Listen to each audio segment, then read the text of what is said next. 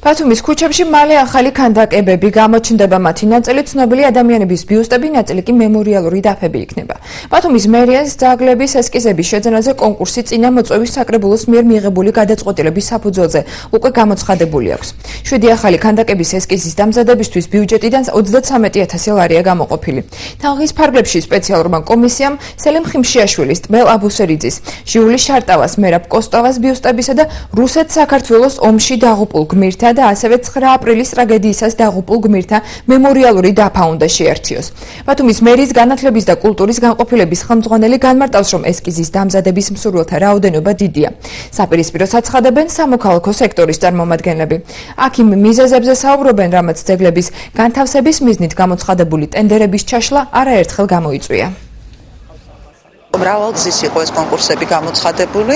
რეალურად დიდი არჩევანი კომისიას არ ჰქონდა, იმიტომ რომ უმეტეს შემთხვევაში კონკურსებზე არის 1, 2 ან მაქსიმუმ 3 განაცხადი. კიდევ ერთი ფაქტორია, ხშირ შემთხვევაში წარმოდგენილი ამ პროექტებზე ძალიან მკაფიო საბჭოთა ესთეტიზმის გავლენა იგრძნობა ხოლმე. ამიტომ შესაძლებელია კომისიის ის რომ კომისიამ ვერ მიიღო გადაწყვეტილება ამდენი ხნის განმავლობაში, ერთის მხრივ ეს ფაქტორიც მოქმედებს, რომ მას არ უნდა ვთქვათ საბჭოთა ესთეტიზმით რაღაცნაირად წარმოდგენილი ქანდაკება დადგას ქალაქში. წელს გამოცხადებული კონკურსები დასრულდა ყველა შედეგით, უარყოფითით, თუმცა მონაწილეები ნამდვილად იყვნენ კონკურსებში, ანუ კონკურსანტები ყავდა, თუმცა კომისიამ ვერ შეარჩია, იმიტომ რომ ვიზუალური მხარე და არქიტექტურული კონცეფცია არ აკმაყოფილებდა საკონკურსო დოკუმენტაციით განსაზღვრულ მოთხოვნებს.